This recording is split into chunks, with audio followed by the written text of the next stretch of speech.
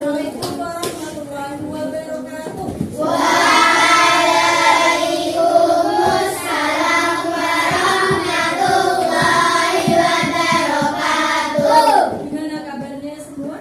Alhamdulillah, luar biasa, tetap semangat. Allahu Akbar. Yes, yes, yes. Alhamdulillah. Ada yang kurang sehat? Aku. Kenapa?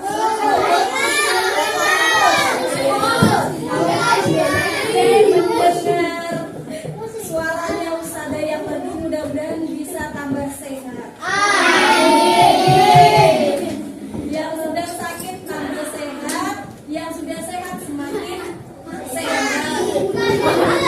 Hati-hati doa.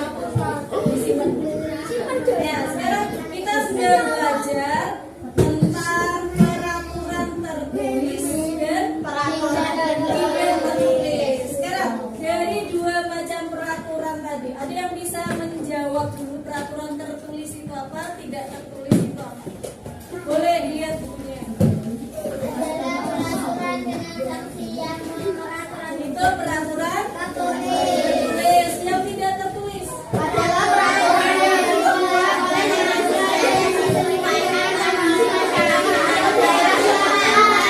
satu, suara biar terdengar jelas, nggak kayak sarang lubang. Sini apa tidak tertulis? Peraturan yang dibuat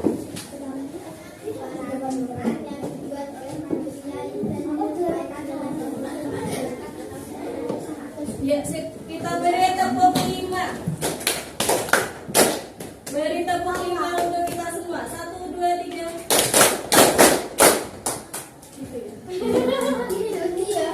Oh gitu. 2 kali. Lagi? 2 kali tepuk 5.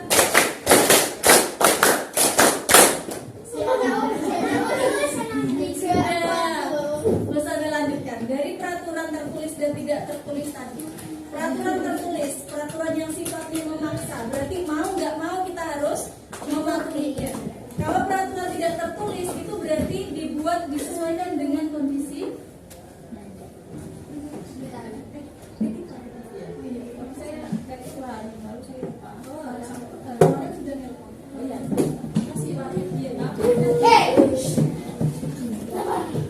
Peraturan tertulis tadi bersifat memaksa.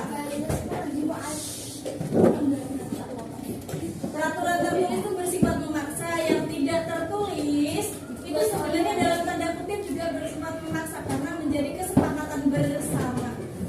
Mau tidak mau ketika kita berada di suatu daerah yang kita berada di walaupun bukan tempat tinggal kita sendiri, kita memasuki daerah orang lain, berarti kita harus mengikuti peraturan yang ada di daerah tersebut. Yang lain tadi ya, bukan berarti aku di Gintungan padahal rumah aslinya di Ampel misalnya, ternyata beda peraturan. Itu berarti harus ada pepatah ya, di mana bumi dipijak, di situ langit dijunjung. Oh iya. Karena apa? Di mana kita berada, peraturan yang ada di situ harus kita. Sekarang saya tanya, dari sekian banyak peraturan yang ada di sekolah, mana peraturan yang menurut kalian itu paling sulit untuk kita laksanakan? Tahu nggak ada. Angkat tangan, Pian. Diam di kelas terus. Diam di kelas terus saat pelajaran atau pas istirahat? Saat pelajaran. Diam di kelas saat pelajaran. Ada lagi yang lain? Kita ambil satu dulu. Ketika jam pelajaran, diam itu bukan berarti harus kayak patung gitu, enggak ya? Tapi paling tidak berarti harus menghargai apa yang ada di dalam kelas, gurunya, teman-temannya, semua yang ada di dalam kelas. Boleh minum kan? Boleh.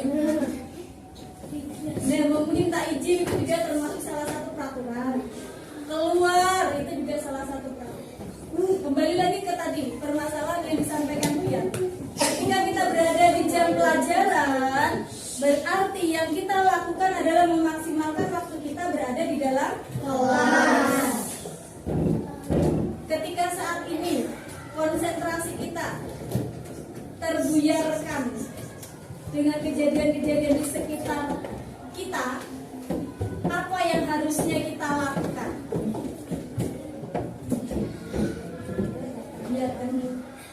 Apa yang seharusnya kita lakukan biar konsentrasinya tadi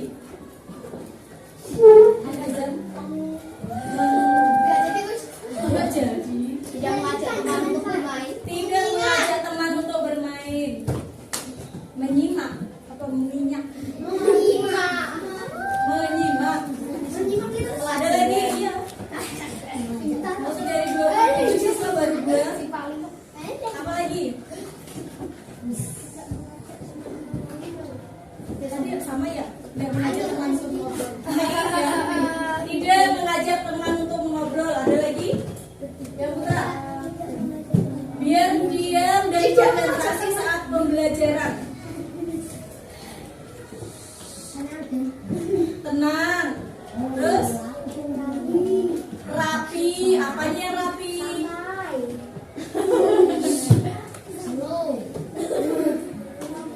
Yang fokus. Apalagi yang lain? Rajin. Sekarang Abdul, kira-kira yang membuat misalnya kenapa kok kamu berdua tidak bisa konsentrasi saat jam pelajaran? Apa? Saling mengganggu, gojek. Apa lagi? Ya itu dari gojek main ya. Kalau udah tahu itu permasalahannya, apa yang bisa kamu lakukan ketika temannya mengajak gojek? Ini diam, itu.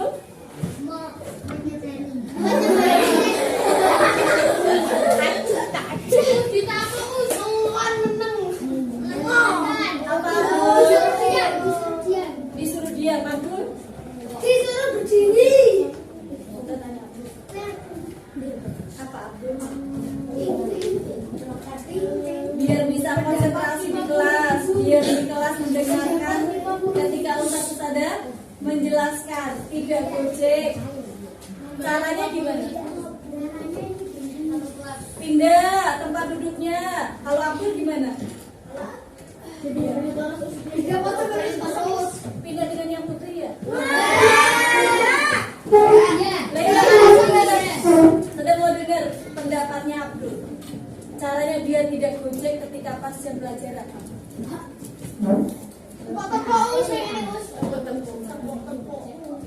Apa Amin? Iya. Sekarang kalau tadi katanya Ibrahim itu harus pindah tempat duduknya, katanya Abdul itu harus diam. Dari dua alternatif tadi, kira-kira yang paling memungkinkan untuk dilaksanakan saat ini biar bisa langsung konsentrasi apa? Pindah. Pindahnya dengan siapa? Sendiri. Oh, di belakang sendiri ya.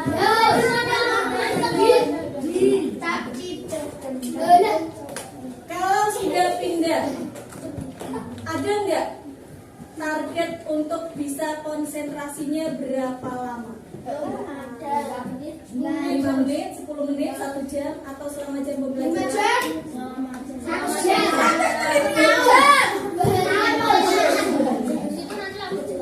Nah, berarti ketika sudah 2 hari ya targetnya, 2 hari sudah bisa konsentrasi. Ketika mulai gojek lagi berarti harus dipindah lagi. Karena kita di sini tujuannya untuk mencari ilmu. Kita sebenarnya juga ingin main, tapi waktunya ketika belajar fokus dulu untuk belajar. Ibrahim, berarti kalau saat ini kan nggak bisa langsung dipindah. Berarti tadi alternatifnya Abdul apa tadi? Harus diam. Yang paling cepat dan bisa langsung ada dampak buat kita, bahkan buat teman-teman di sekeliling kita adalah salah satunya Pindah. harus diam.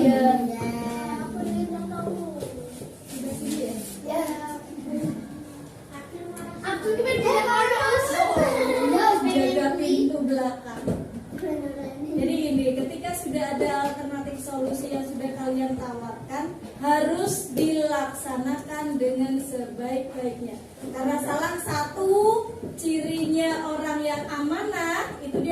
menjalankan tugasnya dengan baik. Ketika tadi sudah mengambil keputusan diam, berarti sudah harus diam. Itu tanggung jawab, amanah, dapat dipercaya. Kalau nggak bisa dipercaya berarti salah satu ciri orang munafik. Iya, munafik. Tempatnya itu di dasar neraka. Di atas lemah. Ya, terus ada berharap nanti di pembelajaran yang lain nggak cuma IPAS, itu harus diingat lagi, konsentrasinya harus fokus. Walaupun tidak 100% dalam satu jam pelajaran, nggak apa-apa. Yang penting tidak mengganggu jalannya pelajaran, apalagi mengganggu teman dia sedang belajar.